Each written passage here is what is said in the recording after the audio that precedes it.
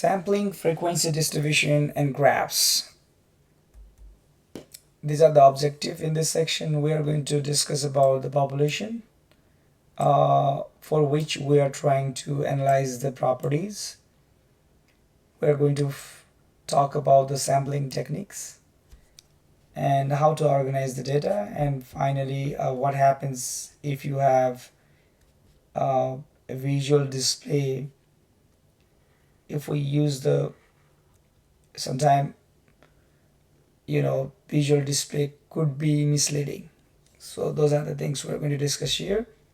First of all, statistics means whenever we try to collect the data, first of all we need to organize the data, and then after that we analyze, and finally we interpret to make some kind of conclusion. This whole process is called this whole process is under statistics. That's the statistics. We can divide statistics into two areas. First area is descriptive statistics, which is process of collecting, organizing, summarizing, and presenting data. And finally, based on the finding, whatever we find, we make generalization of our finding and we make the conclusion. That comes in the second area, which is inferential statistics. Descriptive statistics and inferential statistics. So whenever we talk about statistics, there is a population for which we need to do our research. We would like to find out something about the population. That is actually set of the data. It could be set of the people or object or things. And that's whole thing is called population. For example, let's say we would like to find out what is the average income, average household income in one city. Let's say city Dallas. Then population for this is everyone who live in Dallas city. That's the population. And then what's the sample? Sample is a small subset from the population. Sometimes what happens is population could be very big, let's say millions or billions, and we cannot analyze all the data. So instead of analyzing all the data, all the population, we just try to take a sample from that population, which is a small subset or subgroup of the population. That's called sample. And if we correctly choose the sample, randomly choose the sample with the appropriate number, size, then that sample could represent the whole population. A representative sample. A sample that exhibits characteristic typical of those possessed by the target population. That's called the representative sample. So if we try to find the right type of conclusion or the data, then we need to collect the sample randomly. So a random sample is a sample obtained in such a way that every element in the population has an equal chance of being selected. So if we go back to the example here, the population, the Dallas population, if we just pick sample from one side of the city, then that's not the random sampling. The random sampling is you're supposed to be able to choose sample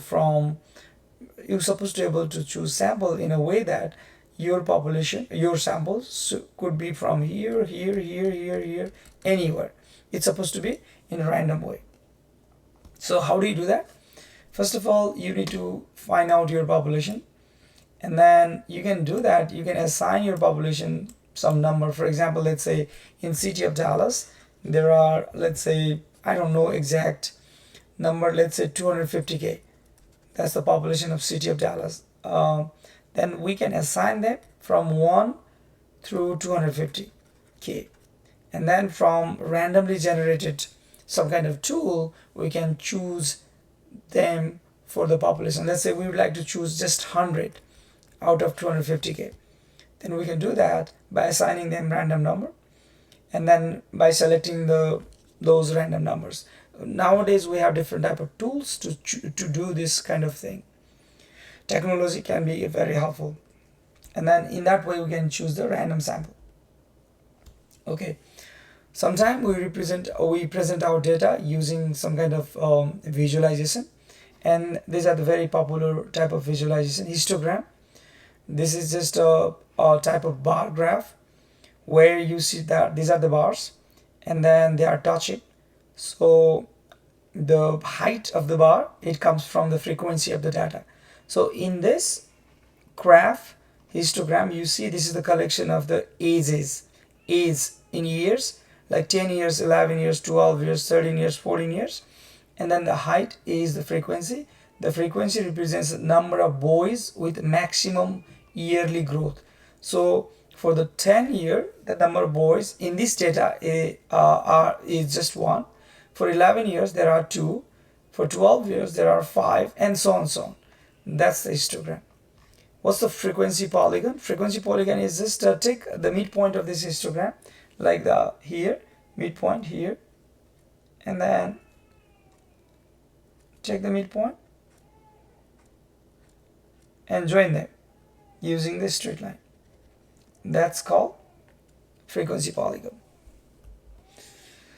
Stem and leaf plots. In this plot is constructed by separating each data item into two parts. Stem consists of the tens digit and then leaf consists of the unit digit. For example, let's say your data is 15, 16, 16, 17, 20, 25, 25, 25, 27. Let's say these are the data. Then stem and leaf means you need to divide them into two parts, stem and leaf. Stem means 10 digit, like 1. How many ones are there? 1, 5. So 5 goes on the right side. The only thing goes from the tens is here 1, 1, 5, 1, 6. This one, very same one we can use, and then you just have to write 6, 6, 7. It means 1, 5, 1, 6, 1, 6, 1, 7. 20, 2, 0, 2, 5, 2, 5, 2, 5, 2, 7. This is how we write stem and leaf plot for this data. Sometime whenever we plot the data, whenever we try to graph the data, sometimes the graph could be misleading. For example, if you compare this graph and this graph, percentage of people in the United States living below the poverty level 2015 to 2019, same data, but if you look at this graph only, you can see that the percentage is going down very rapidly from 2018 to 2019, and here it's going very slowly, but they are very same data. The only difference is the graph in both figure present the same data. The difference is what is the difference? The graph on the left stretches the scale on the vertical axis. As you can see here, it's a 10.5% to 11% to 11.5, but here this scale is 2% difference. Here this scale is 0.5% difference. So the graph on the left stretches the scale on the vertical axis to create an impression of a rapidly decreasing poverty rate, and then on the right side it seems like slowly decreasing poverty rate, but both of them are same data. Okay, so you have to be careful when you watch the graph or visual display of the data. You have to ask this question: is there a title that explains what is being displayed? Are numbers lined up with tick marks on the vertical axis that clearly indicate the scale? For example, in previous section, the vertical axis, they are different. That's why they are not comparable. Do too many design and cosmetic effects draw attention from distort the data? Sometimes, the different colors that might distract to read the data. Has the wrong impression been created about how the data are changing because equally spaced time interval are not used on the horizontal axis? These are the type of the question you have to ask whenever you see the visual display of the data. Okay, if it's histogram, are bar size scaled proportionately? Is there a source that indicates where the data in the display came from? So these are the questions you have to ask whenever you have visual display. For example, look at here. This is the number of square feet in an average US single family home. 1740, 2080, 2080 and 2392. These are the square feet, and these are the years in 1980, 1990, and 2020. Cosmetic effects of home with equal heights, but different frontal addition and shadow lengths. Look, because of the shadow, they look very huge. But actually, that's not huge difference. 740 square feet and 2080 square feet and 2392 square feet. If you don't look at this number, you see that because of the shadows and visualization, it's growing so fast. The size is very huge, but that's not the case. So let's look at some examples, and we are going to answer some questions. Basic question: what is the population? Population is a set of data. A population is a set of all the property that can be assigned. A population is a group that exhibit characteristic. A population is a set containing all the people or object. This is the definition. What is a sample? Sample is a subset from the population. So a sample is a subset or subgroup of the population. So first, a couple of questions. These are just the definitions which we cover here. A sample obtained in such a way that every element in the population has an equal chance of being selected is called a random sample. That's a random sample. If data values are listed in one column and an adjacent column indicates the number of times each value occurs, the data representation is called, what is that called? Frequency distribution. Frequency distribution means the data, how many times the data is repeating. That's called frequency distribution. If data values are listed in one column and the adjacent column indicates the number of times each value occurs, the data presentation is called frequency distribution. How many times it's repeating, that's the frequency distribution. Suppose a data representation is given where data values are listed in one column and then adjacent column indicates the number of times each value occurs. If the data representation is varied by organizing the data into classes, the data presentation is called grouped frequency distribution. If one class in such a distribution is 80 to 89, the lower class limit is 80. That's the lower one, and then upper class limit is 89. Sometimes the frequency could be, the frequency for the data could be from one class to another class. Like in previous example, it was from 80 to 89. We can group them sometime if the data size is very huge. Data can be displayed using a bar graph with the bars that touch each other. This visual representation of the data is called histogram. The height of the bar represents the frequency. A calling poll on radio or television is not reliable because the sample is not chosen randomly from a larger population. That's right. The statement is true because the people choose to call in. They are not randomly selected. So it's not random. The government of a large city needs to determine whether the city's resident will support the building of a new middle school. The government decides to conduct a survey of a sample of the city resident. Which one of the following procedure would be the most appropriate for obtaining a sample of the city resident? Survey a random sample of adults who currently have children in public school. Survey every 10th person to use a public restroom. Survey the last 100 residents listed in the telephone directory. Survey a random sample of person within each geographical region of the city. That's supposed to be the random, choosing the sample randomly. Okay, now this is the data we have given. A random sample of 30 college students is selected. Each student is asked how much time they spent on homework during the previous week. The following times are obtained from the data. Construct a frequency distribution. So if you click this, you can open this thing in Excel or StatCrunch, wherever you want. I'm going to use the StatCrunch.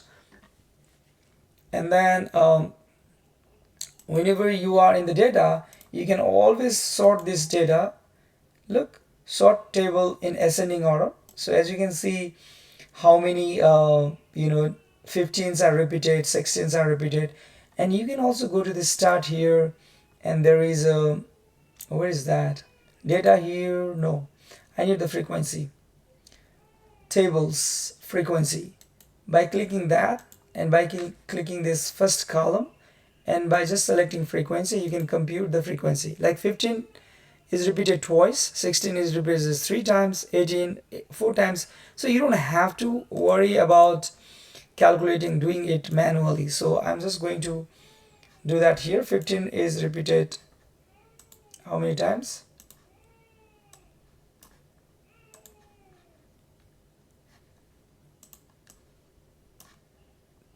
Two times. Okay. 16 3 times. 18 17, there is no 17, so 0. 18 4 times, that's the frequency, that's the repetition.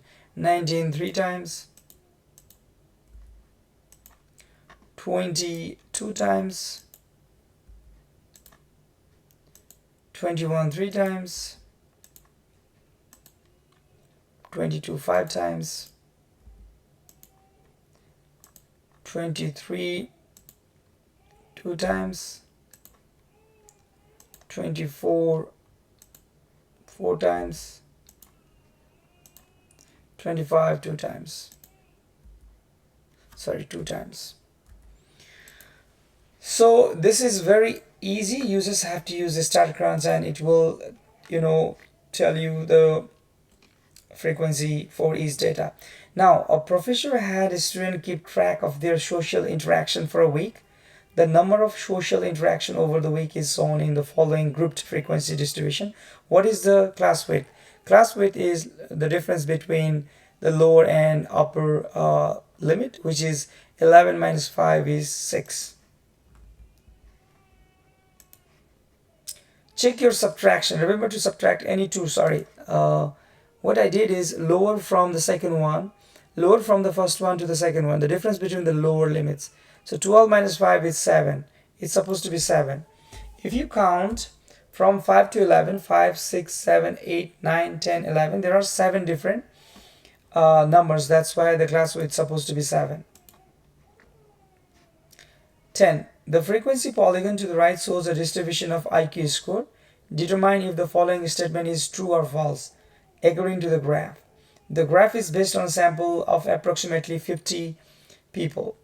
So the number of people, frequency, the statement is false because there are less than 50 possible IQ scores. The frequency of polygon, so this is the frequency. So as you can see here, the graph is based on a sample of approximately 50 people. So and this is more than 25, 26. No, it's wrong because look at here, the frequency is already more than 25 years. So if you add two data, it's already more than 50. The statement is false because there are the sum of the frequency is greater than 50. The stem and leaf plot below display the age of 30 attorneys. So age means, like for example, if you read the first one, it's 29 29. If you read the second one, it's 30 30 31 31 32 35 38 39. Based on this, what is the age of the oldest attorney, which is 72. The oldest attorney is 72 and then youngest is 29. So the last question, describe what is the misleading in the visual display of the data. As you can see here, the never used, marijuana use among college students, never is used 29.3, and then other category. If you add all these categories, it's supposed to be 100%, but it is not. So the percentage do not add up the 100% because of that. This is the this is not this is the misleading display. Okay, that's all for this section.